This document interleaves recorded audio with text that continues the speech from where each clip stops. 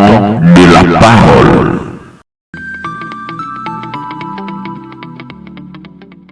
Shalom, shalom, peuple de Dieu, bonsoir, bonjour, ça dépend de l'heure à laquelle vous nous suivez. Partout dans le monde, c'est le temps de la prière puissante.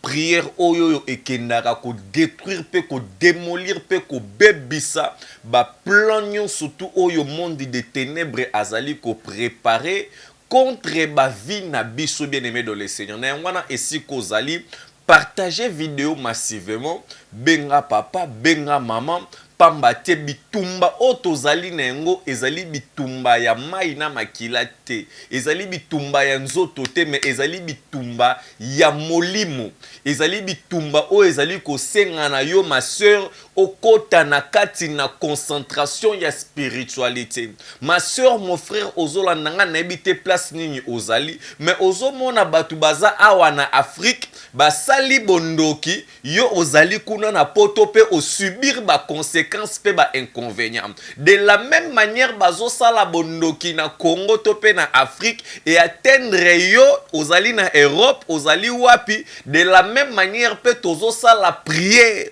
yo ozali wapi délivrance ezo simba na vie non je suis en train de dire à quelqu'un la délivrance te touche là où tu es au nom de Jésus. Peu importe la situation à laquelle tu te retrouves, nakati il y a ba puissance, il y a monde des ténèbres, ozali ko luka ko détruire vie na yo. Bien-aimé dans le Seigneur, c'est lui qui est capable de prier et capable de tout. Ma sœur, mon frère, tolingara prière, tomi pesa. Lelo tozo sa la prière contre les embuscades. La prière d'aujourd'hui, c'est contre les embuscades diaboliques.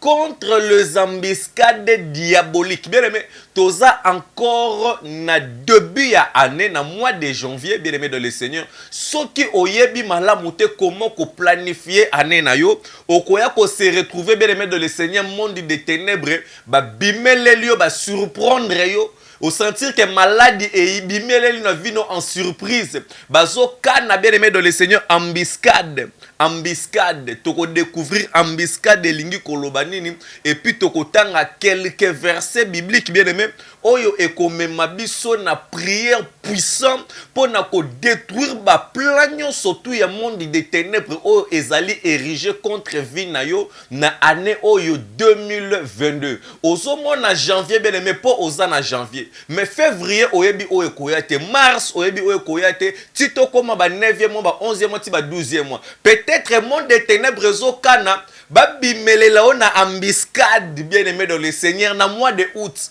bazokana ba surprendre yo bien-aimé na maladie osutuka bozali déjà kokangama na kati ya mutambu bien-aimé dans le Seigneur toko sala prière toko bebisa misala nyonso ya monde des ténèbres oyo ezokana ko surprendre vie na yo par le nom puissant glorieux de Jésus. Nous sommes groupe d'intercession internationale. Bien-aimé dans le Seigneur, cette œuvre demande vraiment beaucoup de soutien.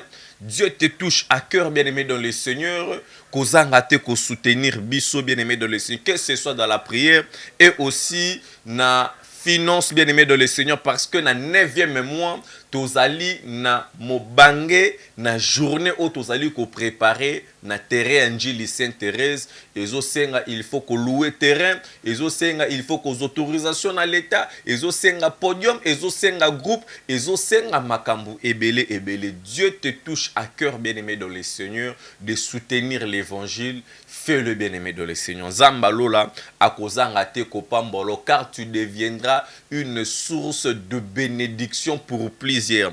Au nom puissant glorieux de Jésus-Christ. Amen. Bien-aimé dans le Seigneur, Tokotanga 1 Samuel chapitre 15 à partir du premier verset qui nous a 5e. Mais avant Totanga passage biblique na biso bien-aimé dans le Seigneur, simba déjà verset wana Tokoyeba c'est quoi oyo bazobenga embuscade, embuscade diabolique, embuscade satanique, embuscade diabolique, monde des ténèbres ezokana ba surprendre yo wapi ezokana mais embuscade ezali système oyo yo tomona kango peut-être na ba armée tomonaka yango na ba opération ya ke bazolinga bakanga mutu moko boye songolo upakala babimelela ye en embuscade. C'est-à-dire que bazali koluka comment est-ce que ba détruire vie na yo, malaria, maladie, rhumatisme, tout ça là, bien aimé dans le Seigneur, oh yo yebi, ezali malade, ezali ba esprit ya monde des ténèbres, et bibelelio en embuscade, bien aimé, ezo kima pe ezo pakatamba, on vous parle le nom de Jésus, embuscade. C'est quoi l'embuscade? Embuscade balobi na français ezali attaque. Attaque déclenchée brutalement. Non. Bien aimé dans le Seigneur, nous ne luttons pas contre la chair et le sang, non. Mais, bien aimé, tozali nde na bitumba ya molimo. Bitumba oyo biso tozanango, bitumba oyo mboko ya Congo ezanango. Bien aimé, je vous ai dit ba mikolo elekiawa. Nazomona ba trouble na kati na gouvernement. Naloba kiangwa. Et l'équipe a même 3 jours. Voilà les résultats. Voilà les résultats. Naloba kiango awawa, nalobi que non, il y a des troubles, beaucoup remarqué ba troubles. Tango bozo mona déjà ba première signe ba trouble na gouvernement, ba tumususu ba komi ko bunda bango na bango, bo comprendre que marambo komi passe. Bo prier. Ko négliger prière, tu sais. Bien aimé balobi, embuscade ezali attaque déclenchée brutalement. C'est une attaque déclenchée brutalement. Bien aimé, embuscade ezali loko moko mabe. Oyo monde de ténèbres ezo kana na vie na yo ndengo zawana. Komi mona te que no ozabi ozoli ozo sepela bien aimé. Pendant kozoli ozo melozo sepela monde de ténèbres ezo kana. Embuscade na vie na yo. Embuscade bien aimé na musala na yo, embuscade na entreprise na yo, embuscade na santé na yo, embuscade bien aimé na ba situation nyonso tozalaka na yango na vie, embuscade. Embuscade. Ezali attaque déclenchée. Eh Jésus, non. Qui a déclenché l'attaque dans ta vie? Balobi attaque déclenchée. Une attaque déclenchée. Je vous ai dit bitumba na mboko yo elongwe na niveau spiritualité et yesuko na niveau physique. C'est-à-dire que le combat entre le Congo et le monde des ténèbres a été déclenché. Non. Soyez prudent, ma sœur, mon frère, ici, Koza. Parce que tozo prier. Nenge kaka ba déclenché oyo ezali combat. Biso pe tozali ko déclencher oyo pe zali combat. Parce que biso tozali na muto tobengaka l'Éternel, le Dieu des armées. Tozo bunda non seulement na l'Éternel avec le lion de la tribu de Juda. Oh Jésus, non. Mais lorsque Dieu entre dans tes combats, ma soeur, mon frère, laisse-moi te dire, il y a la solution et il y a la victoire. Au nom de Jésus. L'embuscade. C'est une attaque brutalement. Attaque moko bayaka na yango malembe te. Okoko zala wana o subir déjà attaque démoniaque brutalement. Et même yon hôpital. Au monde attend sous boza na nzela na autoroute bozo tambola. Monde des ténèbres salibino attaque brutalement. Bo se retrouver mutuke baluki. Ba mususu ba kufi. Oh Jésus. Ozo mona monde des ténèbres ezo kana. Ezo sala attaque brutalement. Et attaquer ndaku na bino na butwa lelo. Omoni ke ba mususu na tongo ba lamuki ba fièvre ba malaria. Ba mususu ba lamuki donc mutu na position na ye. Oh Jésus. L'attaque brutalement. Attaque brutalement. Oh ya monde des ténèbres et ça les maka. Soit na mutu moko, soit na libota mobimba, et kokipe ko sala pe ba attaquer pe eta mobimba. Nde tozabwe lokwa na mboka Congo to sutuka bwe déjà bazinga kibiso. Une attaque brutalement. Pour ba américain ba boma bel naden, ba yaki ba attaque moko boya ko lemba te, ba yaki attaque brutalement, attaque moko ezali ko annoncer te. Oh Jésus. Na moment oyoyo bo s'attendre te que guerre cause la bango ba ye ba brisque bino. Na moment oyo zo kana te que no yo moni makambu te zo kende bien. O sutuka boye ba problème ye na vie. Une attaque brutalement. Non. Comme il y a des attaques brutalement, il y a un monde de ténèbres, nous aussi nous allons faire des attaques brutalement par la prière. Les attaques brutalement. Bien aimé dans le Seigneur, muto yo abundisaka vina yo, mutu oyo yo alukaka liwa na vina yo. Bien aimé tozo sala lelo prière ya attaque brutalement. Ba sutuka na monde de ténèbres déjà tokotaki. Oh Jésus. Nalobi ba sutuka ke no tokotaki déjà na monde de ténèbres. Bandoki oyo balokaka vi na yo, bandoki oyo bazo menanse bana na yo, bandoki oyo bazo menanse musala na yo, basutuka mbala moko tosali bango attaque brutalement. Oh Jésus, et bongo ndoki oyo na kosimba na loboko. Oh Jésus le roi des rois. Betela Nzambe maboko esika ozali, beta maboko esika ozali. Azali Nzambe na bomoi, abongwani te, mosusu azali te lokola ye. Bien-aimé dans le Seigneur, attaque brutale. Oh, esa définition. Balobi, une attaque déclenchée. Non. Bien-aimé, toyebi mundu ki ndenge zalara. Ce qui déjà va déclencher balle. Donc, c'est-à-dire que, et comme ma rambu musus. Et comme ma kambu musus. Déclenchement. Bien-aimé, yoza na kati na distraction. Yondo zo rêver.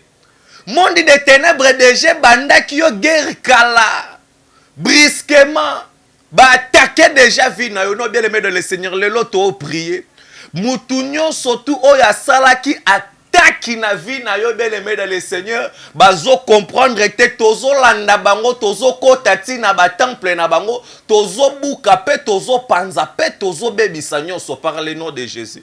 Un attaque brutalement. Bébé tozo kota lelo na kan ya ennemi. Tozo kota lelo na kan ya monde de ténèbres. Omoni kaka kibakulo bakanga vi na yo. Omoni kaka nzungu wana o bakanga vi. Bébé tozo tombola tozo panza par le nom de Jésus. Oh, surprise. Bien-aimé. Oyo yo monde de ténèbres ebite ke yo prier. Mweba surtout kabwe yo wana na kati na prier. Un attaque brutalement. Un attaque déclenchée. Torotanga 1 Samuel chapitre 15 verset 1. Tozo kita. Je lis la parole de Dieu au nom de Jésus. Samuel dit à Saoul, c'est moi que l'Éternel a envoyé pour toindre roi sur son peuple, sur Israël. Écoutez donc ce que dit l'Éternel. Bien aimé, awa ezali conversation, il y a Samuel na le roi Saoul na Nzambe. C'est-à-dire que Samuel, oyo azali prophète, amemi oyo ezali maloba ya Nzambe, et payi ya Saoul. Ainsi parle l'Éternel des armées. Et lobi ya wenzambe mokonzi na ba mapinga. Oh Jésus. Je me souviens de ce qu'Amalek fit à Israël lorsqu'il lui ferma le chemin à sa sortie de l'Égypte. Nakanisi lisusu. Non. Mémoire Nzambe. Oh Jésus. Merci. Bien-aimé, sois concentré, bien-aimé, dans le Seigneur Zambosa là quelque chose. La Bible nous dit, je me souviens de ce que Amalek fit à Israël. Nabanzi lisusu eloko oyo Amalek asalaki na Israël. Nani azali ko se rappeler awa, c'est Dieu. Dieu qui est en train de se rappeler de ce que Amalek avait fait à Israël. Yoka. Lo Nzamba zoloba. Et puis, na précision. Ya likambu ya cause. Oyo bango basalaki. Lorsqu'il lui ferma le chemin à sa sortie de l'Égypte. Wanaye a bloqué la ki bango nzela. Bango kouta na Égypte.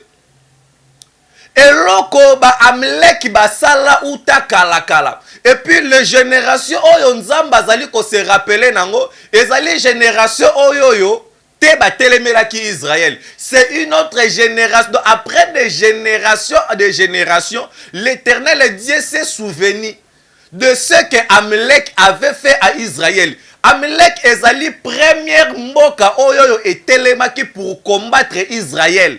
Donc Israël ezobima na Égypte, babimi bauti nanu na esika pasi, nzamba moni pasi na bango, akabola ba mer rouge, nzamba moni pasi na bango, akweyisela bango ba man, apesa bango ya komela, ale ba Amalek baye. Donc première combat ya Israël ba bunda. Na kobima na bango na Égypte, ezalaki banani ba Amalek. Bien-aimé dans le Seigneur, kouta na yo na libumu ya mama, ndengo zoya ozobima na mukili. Ba komba oyo oleki na yango premier mois, deuxième mois, peut-être maman na yo kuta bandaki o tente kuta longola zemi na yo. Nde wana ozomona ba mer rouge. Obima boye na mukili, oncle tata mwasi to pende komoko boye, azotelema pona ko combattre. Bien aimé, yo ndongo oza wana babundisi yo mingi na bomwana na yo, oza mutu ba souhaita jamais bolamu na vie na yo.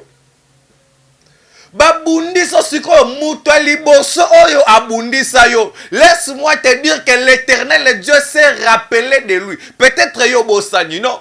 Le belela muta pembeno, oboni muta bundisa yo, peut-être yo bosani. Mais na mémoire nzambe azali, non?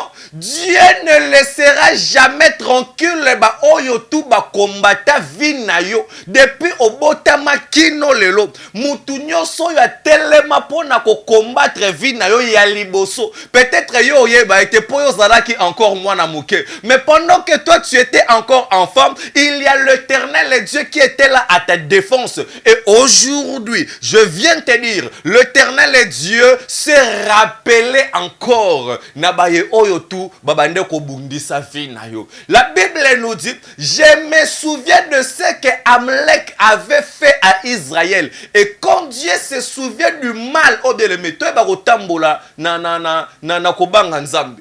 Totambola na kobanga nzambe, serviteur servante de l'Éternel. Ozali monzimi yeba tambola na kobanga nzambe. Nzambe aza mutu oya pakolaka mutu mafuta te, ya kozo sala mabe nzamba ya pakolo mafuta te. Après plusieurs générations, Dieu s'est souvenu, il s'est fait rappeler na oyo ba Amalek basalaki. Soto zongi susu na kati sa écriture, ozo mwana bota elisabi so que non, l'Éternel Dieu se souvient de ce qu'il avait, de la promesse qu'il avait fait à Sarah. Donc, na mémoire ya nzambe, eloko moko te bungaka. Mase, yeba eloko nini ozali koposer comme acte lelo. Linga ete le jour où l'Éternel Dieu va se souvenir, à se souvenir na makambo malambu na vie na yo. À se souvenir na makambo malambu na vie na. Tozo continuer. Va maintenant frappe Amalek. Eh bien aimé, mutazo bundiso zoe batie. Or que yo simba man nzambe. Yo kasikoyo vengeance ya nzambe. Nzamba lobi, va maintenant frappe Amalek. Yo zoyo ke la bandoki mawa. Ndoki. Tengo mususa koko zala papa na yo. Ndoki eza muta yo ke la mutu mawa te. Ndoki. Ataza mama na yo. Atazali yaya na yo, atazaleki ya yo uti kotikela libele awa bien aimé. Ndoki ozomona surtout ba ndoki ya bana mike bazalaka très intelligent. Kosala kumbako kutu sans pitié. Nzamba lobi awa wana makomi, nzambe nde mutakeli biso na mukili. Akeli biso yepe mutakeli na ba ndoki oyo bazobundisa yo wana. Mais nzamba zoloba awa wa eloko liboso, va maintenant frappe Amalek et dévouer par interdit tout ce qui lui appartient. Tu feras mourir hommes et femmes.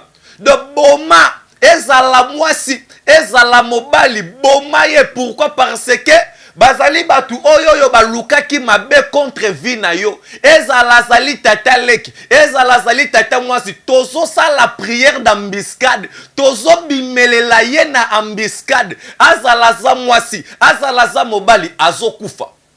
Nzamba yokeli ba Amalek mawate, alobi boma bango. Ba mileko eza banani.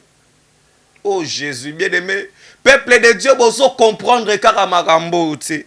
Bozo comprendre, tu. Sozo comprendre, bien aimé, ça j'aime, voilà, ça j'aime. Par le nom de Jésus. La Bible nous dit, bien aimé dans le Seigneur, Saoul convoqua le peuple en fit la revue à Telaïm. Il y avait 200 000 hommes de pied et 10 000 hommes de Juda. Yoka siko place embuscade. Saoul marcha jusqu'à la ville d'Amlek. Saoul asalini a marché à Tamboli. Wana ba Amlek ba yebye lokote bazali komela bazali kolia bazo sepela. Mais or Saoul marchait déjà jusqu'à la ville d'Amlek. Or Saoul déjà kotaki. Bien aimé. Nani déjà koti na vie na yo. Yo wana ozo yebate. Démon bien aimé. Ano yo. Démon ni déjà koti. Yoka. Saoul marchait jusqu'à la ville d'Amlek et mit une embuscade dans la vallée. Saoul a marché contre Amlek à côté déjà na kati ya ville ya Amlek. C'est-à-dire que a sali déjà planification selon ndenge zamba tindela kiye. Et alors après avoir que ça la planification, Saoul a créé sikoyo embuscade. Saoul a créé sikoyo embuscade. A créé chivundu otolobaka trouble. Saoul a créé trouble. Bazoye bate bien obi embuscade RSA maka. Ozoye bate na kima na gauche, tona kima na droite. Ah Jésus, je suis en train de dire à quelqu'un, banguna na yo bako sutuka to kote li bango. Parce que bazoye bate bakima na gauche, to bakima na droite. Or keka kanzela au place bazo kima, nde place oyo mopanga pe ezali par le nom puissant glorieux de Jésus le roi des rois. Azali zambe na bomo, abongwanite. Bien-aimé de le Seigneur et si kozali ozo sikoyo position de la prière. Bien-aimé dans le Seigneur, et si kozali ozo prier, ozo belela la puissance de Dieu. Zambe atondi sa yo, bien-aimé dans le Seigneur, na puissance ya molimo na ye. Bien-aimé, la Bible nous dit, sans moi, vous ne pouvez rien faire. Bien-aimé, bitumba otozali kobunda nango, bien-aimé, ezali bitumba yanzoto na makilate. Ezali bitumba tozali kobunda contre des esprits. Bien-aimé, ba esprit oyoyo ezali koya en embuscade. Lelo ozo belela nguya na Zambe exopana na kati na vi na yo. Bien-aimé, Zamba revêtir yo na ba armement spirituel. Zamba tondisa yo na puissance a molimo. Molimo mon sang tout kati na yo ezala activé afin que on localise. Bien-aimé, lelo ezande combat. Bien-aimé, tozali ko surprendre quand ya monde de ténèbres. Bango bakani ba bimelela o na mois de février, mais ba sutuka lelo déjà obimela ki bango. Bakoko zala basali déjà plan, ba calé déjà pour na 7e mois, mais ba sutuka bo lelo déjà te surprendre pe to buki pe to bebisi. Osobelela la puissance de Saint-Esprit. Zamba tondi sayo na nguya molimo na ye, to bondeli par le nom de Jésus. Le roi de rois, le Dieu d'Israël, le Dieu tout-puissant. Zambalo l'éternel est Dieu. Koloso panguya molimo éternel est Dieu. Abba Père, le Dieu d'Israël, tolati sama. Koloto tondi sama. Koloto pakolama. Naba armema ya molimo. Zambalo l'éternel est Dieu. Bitumbo tozali nengo. Ezali bitumba ya nzotote. Mekase ezali bitumba ya molimo. Koloto beleli lisungia molimo na yo. La Bible me dit, sans moi vous ne pouvez rien faire. Je ne vous laisserai pas seul. Je vous enverrai le Saint-Esprit. Oh, Jésus le roi des rois. Que le Saint-Esprit, l'Esprit de Dieu, l'Esprit de Dieu, le consolateur, l'Esprit de la force, l'Esprit de Dieu. Oh Jésus le roi des rois. Non l'esprit de timidité, mais l'Esprit de la victoire. Le Saint-Esprit. Zambalola. Beleme belela molimo mo santu. Zamba sopa molimo. Zamba tondi sona molimo. Beleme obunda yo mo kote. Beleme obunda na molimo. À chaque fois que David azalaki ko bunda beleme de le Seigneur, c'est Dieu qui était avec lui pe ozomona eyano ya délivrance, ozomona pe eyano ya victoire. Beleme zamba zala na yo, loba na nzambe asopa molimo na ye kati na yo, nzambe azala na yo. La Bible nous dit beleme, quand Samuel ayebaki ko wendre David de huile, la Bible nous dit que l'esprit de l'Éternel les saisit David. Ozoloba na nzambe beleme, bitumbeza mulai, bitumbeza munene. Yo oza déjà surpris, oza déjà na kati ya bitumba. Zamba saisir yo, zamba tondisa yo, zamba remplir yo par la puissance du Saint-Esprit, la puissance de l'Esprit de Dieu, la puissance du Saint-Esprit. Otondisa mam, ozala revêtu par le nom de Jésus, le roi des rois. Azali zambe na bomon. Bien-aimé dans le Seigneur, ozo prier, ozo loba na nzambe, aibana ko komisa yo flamme de feu, zambe a komisa yo flamme de feu, zambe a transformé vie na yo, a transformé kibo moto na yo, munoko na yo ebimisa moto, zamba tondisa yo na ba armement spirituel, bazo benge l'Éternel et Dieu des armées. Quand on parle d'une armée, il faut ezala na babiloko ya bibundeli. Bien, mais Nzamba zali l'Éternel est Dieu des armées. Oazali nabi bundeli. Oyo armée moko te na sena mukili oyo kotelema. Zamba tondiso a armée vinayo. Bien, mais olati sama na bibundeli amolimo. Potango zo kita bien aimé dans le Seigneur. Obunda avec précision. Oyo Paul Azoloba, j'ai combattu le bon combat de la foi. Beleme tozo sala le bon combat de la foi. Nabi tumbo yo beleme dans le Seigneur, yo il faut bimana victoire. Tobondeli par le nom de Jésus le roi des rois. Zambalo l'Éternel est Dieu, et le Dieu d'Israël, le Dieu tout puissant. Zamba miracle, kolo o transformé via ma sœur. Kolo o transformé via mon frère. Zambo sopa moto. Zambo sopa moto. Kolo na koma flamme de feu. Kolo na koma flamme de feu. Kolo na koma flamme de feu. Kolo na koma flamme de feu. Zambalo l'Éternel est Dieu. Kolo na koma flamme de feu. Et Jésus le roi des rois. Zamba komiso intouchable. Nakaya banguna. Beleme bele la moto. Le feu de l'Éternel. Le feu dévorant. Le feu dévorant. Le feu de l'Éternel. Et Jésus le roi des rois. Zamba miracle. Kolomoto nayom. Kolomoto nayom. Kolomoto nayom. Kolomoto nayom. Kolomoto nayom. Kolomoto nayom. Le feu de l'Éternel. Le feu de l'Éternel. Le feu de l'Éternel. Le feu de l'Éternel. Zambalo l'Éternel est Dieu. Kolosopa moto. Toza la revêtu. Naba armement spirituel. Toza la revêtu. Nabi bundelia molimo. Toza la revêtu. Nabi bundelia molimo. Par le nom de Jésus, par le nom de Jésus, par le nom de Jésus, par le nom de Jésus, et Jésus le roi des rois. Zamba miracle, mais priez par le nom de Jésus. Zamba salayo flamme de feu. Zamba komiso invisible. Zamba transformé bomoinayo. Munoko na yo eloba moto. Munoko na yo bimisa moto.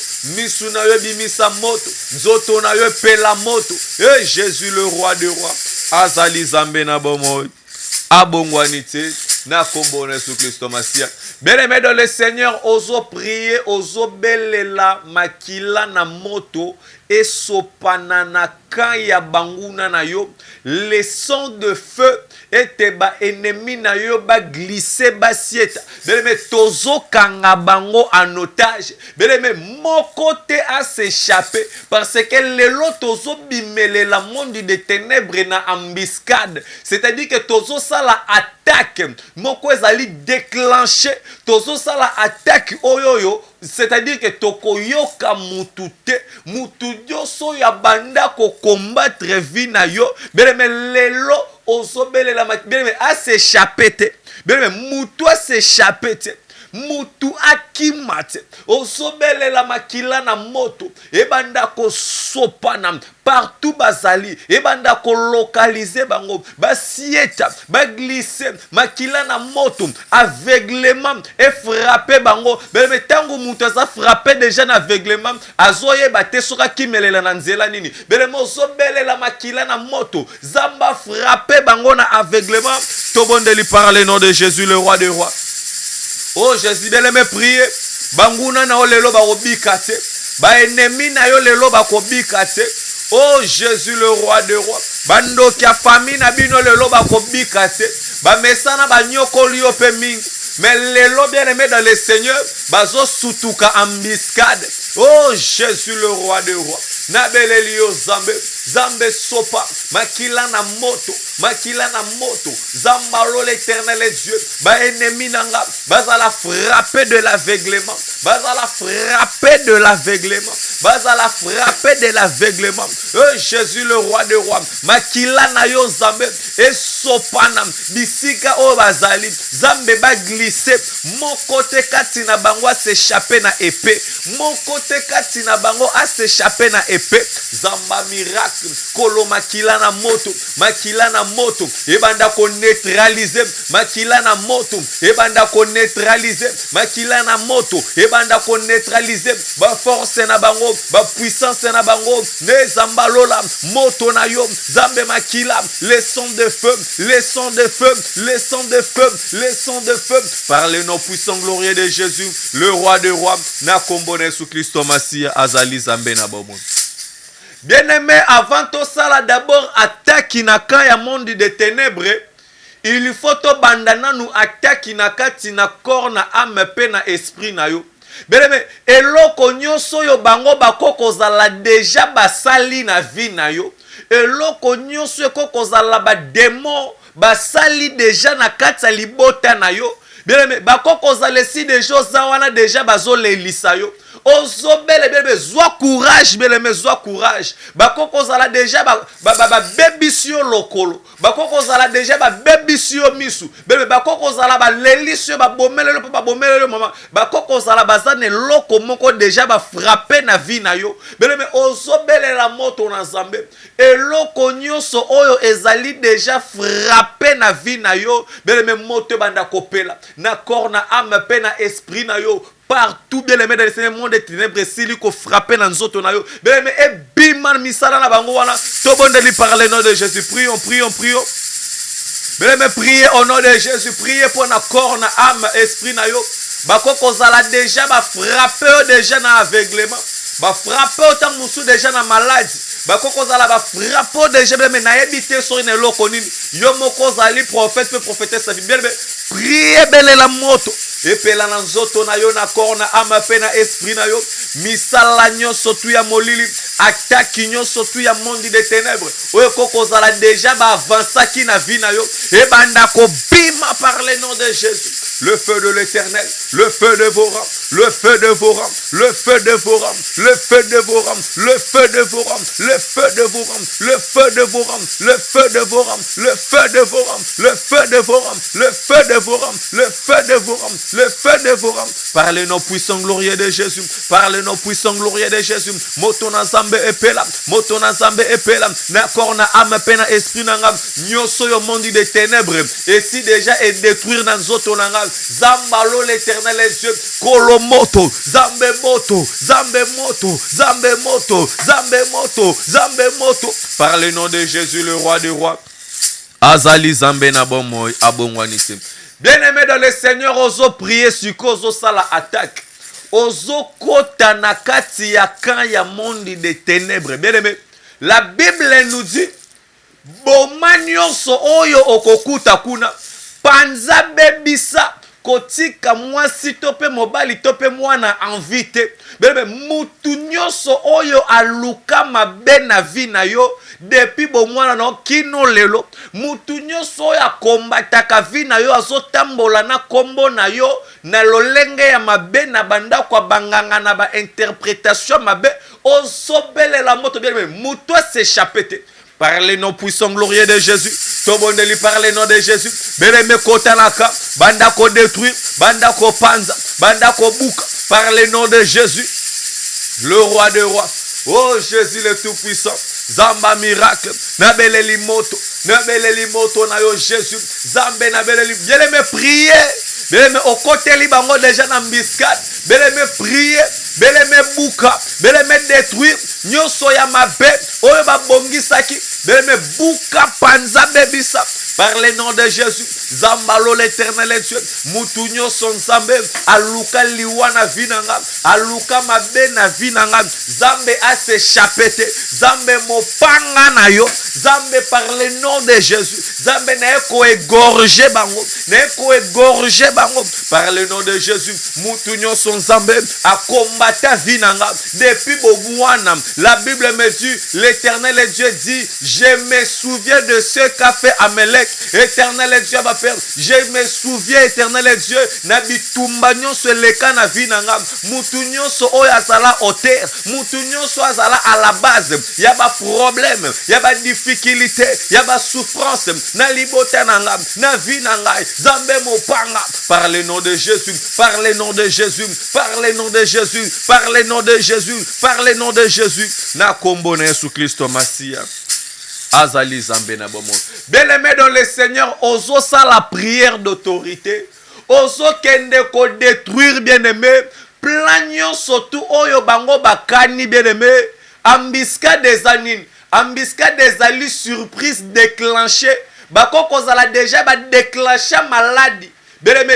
Batseli yango déjà dirait ezo zela kaka après 3 mois et komelela yo. Bango déjà ba déclencher ba fanda ba zela kaka accomplissement et salement. Bien-aimé, oso prier déclenchement nyonso ya monde de ténèbres contre vie na yo na année o. Déclenchement nyonso ya monde de ténèbres contre attaque nyonso ya monde de ténèbres, attaque ezali attaque brutalement.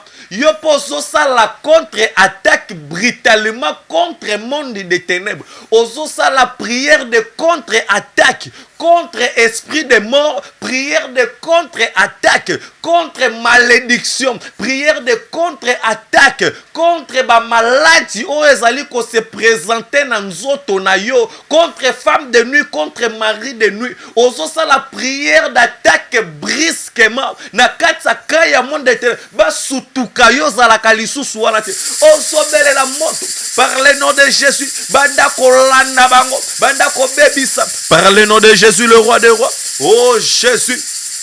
Na kombo na Yesu zamba miracle na beleli moto na yo, na beleli moto na yo, le feu de l'Éternel, le feu dévorant e banda ko tumba e banda ko bebisa misala nyonso molili nyonso tu ya ba attaque ya monde des ténèbres, attaque ya maladie, zambe ekutana na moto, attaque ya kufa, zambe ekutana na moto, zamba lo l'Éternel est Dieu, na beleli moto na yo e banda ko tumba e banda ko landa e banda ko bebisa attaque nyonso monde des ténèbres o ezali déjà déclenché contre ma vie. Nzamba lola, écoutez na moto na yo, écoutez na moto na yo, par le nom de Jésus, par le nom de Jésus, Zamba lo l'Éternel est Dieu, déclenchement, nyonso yo monde des ténèbres si déjà déclenché, Zambe ngai pelelo, na eko déclencher moto, na eko déclencher moto, contre toutes mes ennemis, contre toutes mes ennemis, contre toutes mes adversaires, le feu de l'Éternel est Dieu, par le nom de Jésus, et Jésus le roi des rois, na beleli moto na yo, na beleli moto na yo, na beleli moto na yo, na beleli moto na yo, na beleli moto na yo, ebanda ko tumba, ebanda ko zikisa, ebanda ko bebisa, misala nyonso monde ténèbres, nyonso diable a déclenché contre vie na ngana année oyo, zambe e bebisa mana moto par le nom de Jésus le roi des rois. Azali zambe na bomon. Abongwanite. Na kombo na Yesu Christo Masia. Bien-aimé dans le Seigneur, ozo kende ko prier, ozo bengana esprit de mort, esprit à femme de nuit, esprit à mari de nuit, nyonso to ezali ba envoyé spécial ya monde de ténèbres. Bien-aimé, o ezali prière d'attaque, ezala kana ba opérateur spécial. Bien-aimé, osobele la moto na Nzambe ebanda ko bengana esprit nyonso ya femme de nuit ya mari de nuit oyo nyonso tout ekani bien-aimé dans le Seigneur yo na année o et bima par le nom de Jésus. Prions par le nom de Jésus. Esprit de mort et kendemostika, esprit à maladie, esprit à femme de nuit, esprit à mari de nuit, oso chasser yango par le nom de Jésus. Yo esprit à mari de nuit, yo esprit à femme de nuit, na eko benga na yo na vie na ngam, na eko benga na libota na ngam. Allez, sors par le nom de Jésus. Esprit à maladie, esprit de mort, zambe kutena na moto, zambe moto na yo, zambe moto na yo, zambe moto na yo. Le feu de l'Éternel est Dieu et consumé et bébissa. Misalagnon sur esprit de mort, misalagnon sur maladie, misalagnon sur femme de nuit, oignon sur mari de nuit. Et Jésus le roi des rois. Et bandako bébissa mam, et bandako bébissa mam. Par le nom de Jésus, par le nom de Jésus, par le nom de Jésus, par le nom de Jésus. Le feu de l'Éternel est Dieu. Zambalo l'Éternel est Dieu. Kolomoto na yepelam, kolomoto na yepelam, kolomoto na yepelam. Zambalo l'Éternel est Dieu. Et détruire Zambé, misala nyonso esprit de mort, misala nyonso tu esprit de nuit, oh nyonso tu mari de nuit, nanzoto ma soeur, nanzoto mon frère, kolo et baby samam, par le nom puissant glorieux de Jésus. Azali Zambé na bomo, na kombo na su Christo Masia, Azali Zambé. Bien-aimé dans le Seigneur, oso prier sur Kozali. Ozolo banazamba lola kolo abundele la bitumba nyonso to molili.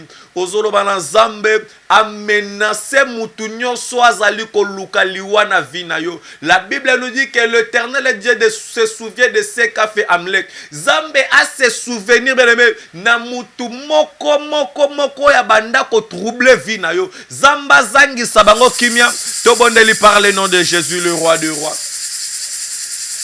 Zamba miracle éternel est Dieu. Et Jésus le roi des rois. Zambe kotika banguna nanga ikimiate. Zambe kotika banguna nanga kimiate. Koloba zala frappe. Zambe banda ko frappe ko banda na les plus petits. Jusque na oyazali mukolo. Zambe frappe bango zamba lola. Zambe frappe na yo éternel est Dieu. Et kolo zambe nangam. Souviens-toi éternel est Dieu. Naba nyonso bazali ko combattre vie nangam. Zambe landa bango par le nom de Jésus. Ba blocage ba barrière na bango zambe ekweya. Ba shit nyonso ba piège à molili. Zambalo l'éternel est Dieu ba tsaki contre vie à ma sœur, contre vie à mon sœur. Zambe baby sama. Bele mozo prier lo bele lan zambe a renverser ba plan nyonso ba piège oyo ba tsaki contre vie na yo. Oh Jésus le roi des rois. Ba maloba nyonso ma beba loba likolo na vie na yo. Zamba renverser yango par le nom de Jésus. Et kwele la bango moko na kombo na Yesu Kristo Masia. Azali zambe na bomo abongwanite au nom de Jésus le roi des rois. Bien-aimé dans le Seigneur, ozolo balanzamba protéger yo. Ane oyo mobimba nzamba bundelela yo, zamba longisa yo, zamba pambola yo. Tobondeli par le nom de Jésus le roi des rois. Zambalo l'Éternel est Dieu, le Dieu de miracles, le Dieu d'Israël. Kolo obombanga, kolo bombanga et Jésus. Simbanga ye na loboko kotika ngate kolo Yesu et Jésus. Zambe simbangai, zambe simbangai. Kolo bundele langa, kolo longisanga, zambe pambolanga, kolo ane oyo zambe, ezala ane à victoire, ezala ane à guérison, ezala ane à miracle, ezala ane à succès, ezala ane à progrès. Zambalo l'Éternel est Dieu, kolo sunganga, kolo pambolanga, kolo batela ma soeur, kolo batela mon frère, par le nom puissant glorieux de Jésus le roi des rois. Azali zambe na bomoy. Bien-aimé dans le Seigneur, otombolika maboko mibale sikozali, je vais prier pour toi, oh Jésus. Je vais prier pour toi. Zambe nanga yali kolo kolo kombo na yo ekuma zambe nanga zambe nanga yali kolo kolo kombo na yo kolo ekuma Nzambe nanga kolo yali kolo kolo kombo na yo Yahweh ekuma Zambe na ngai, Zambe na ngai, ya likolo kolokombo na yo, Yahweh ekumama. Zambalola, éternel et Dieu, Abba Père, le Dieu d'Israël, le Dieu tout-puissant. Nzambe na ngai, Nzambe ya likolo, kolo, bundelela ma sœur, bundelela mon frère, bitumba nyonso toi molili par le nom de Jésus. Zambalo l'éternel et Dieu bitumba eya na mbula oyo ezala na butu to pezala na moi. Zambe ma sœur, mon frère alonga par le nom de Jésus. Zambe na ba liste na bango ya liwa, na ba liste tope na ba programme na bango tope na ba oyo ba kani zambe basimba ma sœur te basimba mon frère par le nom de Jésus. Zamba miracle éternel et Dieu Habapé Kolo Pambola émission ou Pambola programme ou Ekende Liboso par le nom de Jésus-Christ. Nous avons ainsi prié. Amen. Betela Nzambe wana maboko makasi, betela Nzambe. Yes, azali Nzambe na bomo abongwanite ezala kiwana l'évangéliste René Abiri. Ticket Nzamba Pambola yo ma soeur mon frère ezala kiwana prière d'embuscade, prière d'embuscade. Donc j'espère que Olanda Kibiso depuis Bandeli Kino Sikoyo au comprendre bien aimé de le Seigneur et alors tozali wana jour et nuit toujours en train de prier. Vous avez besoin de la prière, n'hésitez pas de nous appeler. Numéro zali affiché wana sous la barre de vos écrans bien aimés dans le Seigneur. Tozali wana communiquer na biso ezali été le 7 février tozali wana nangomba ya intendance. Nangomba ya intendance le 7 février de 8h à 11h45. Donc benga papa, benga mama, benga bandeko boya to prier to belela nzamba lola akozanga te kosala na bavi na biso. Et alors na 9e mois tozo préparer oezali milulu yaminene parce que le Seigneur nous a recommandé cette année de vraiment évangéliser. Il a besoin de âmes. Mon frère, ma soeur, œuvre oyo ezali œuvre nangate mais ezali œuvre ya tata Nzambe. Et alors nazo s'adresser na mutu nyonso tu oyo alingaka Nzambe na mutema na ye mobimba. Mutu nyonso alingaka te ke défaite kota surtout quand on parle des affaires ya Nzambe. Ma soeur, mon frère, tozo souhaiter ezala na terre ya Njili Sainte-Thérèse, évangile ete yama bato ba bongola mitema ba pesa ba vie na bango epa na Nzambe. Pona kozwa terrain wana ya Njili Sainte-Thérèse ezo senga il faut mbongo, il faut ko louer yango, il faut kozwa autorisation na l'état, il faut podium, il faut campagne d'évangélisation makasi esalema ba makambu ebele ezo senga pona réussite ya journée évangélique. Bien-aimé dans le Seigneur, naza na besoin o tia loboko na yo. Pendant que ozo tia loboko ebete Nzamba lola pe azo tia pe loboko na vi na yo pe na makambu na yo. Au nom de Jésus-Christ, bien-aimé, numéro est affiché, numéro est akamoko, au bengi tokoyamba. Note papa nana besoin de responsabilité ya boy, nana besoin de charge ya boy, responsabilité ya boy. Zamba ozanga te ko pambola yo ma sœur esi kozali tokomi na suka ticket zambe apambola biso tomonani dans le prochaine vidéo. Au nom de Jésus-Christ, amen. Temps de la parole.